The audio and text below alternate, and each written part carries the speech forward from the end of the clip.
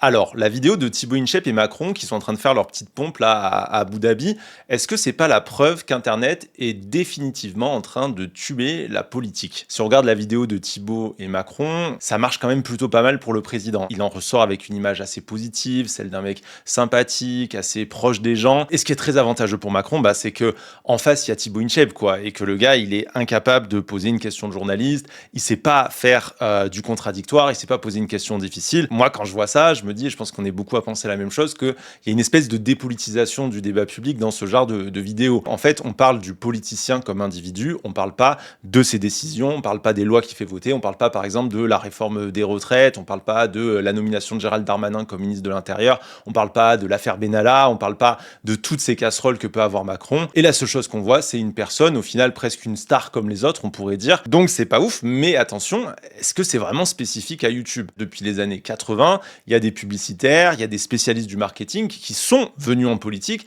et qui ont travaillé à vendre les candidats. Il y a ce qu'on a appelé la pipolisation de la vie politique qui s'est vraiment installée dans les années 2000. C'est l'époque où on a vu débarquer aussi, par exemple, des élus dans Paris Match. C'est Sarko et Carla qui marchent main dans la main dans la rue. C'est ces images de réunion de la famille Fillon devant le petit château familial. Un autre exemple que je trouve hyper frappant de ça, c'est l'émission Une ambition intime de Karine Le Marchand. Donc c'est une émission où Karine Le Marchand, elle invite des politiques à parler de leur chat, de leur sport préféré, de ce qu'ils aiment manger, mais surtout pas de ce qu'ils ont voté à l'Assemblée nationale. Donc un contenu totalement dépolitisant où on perd l'essentiel de la politique, où la question de la responsabilité des décideurs publics, elle est pas du tout mise sur la table. Aujourd'hui, en fait, ce type de format, il y en a absolument partout. Et en réalité, Internet, ça peut aussi proposer l'exact inverse, voire des manières d'y résister. C'est sur Internet qu'on se met à retrouver des émissions vraiment longues, avec beaucoup de fond, comme Backseat ou Ça ira. C'est sur Internet qu'on va trouver de l'analyse politique très très poussée, comme ce que peut proposer Clément Viktorovitch ou Lumi et Usul dans l'émission Rhinocéros, et ce que j'essaye de faire moi-même sur Internet. Et du coup, je pense qu'aujourd'hui, il faut considérer que voilà, Internet, YouTube, Insta, Twitch, etc.,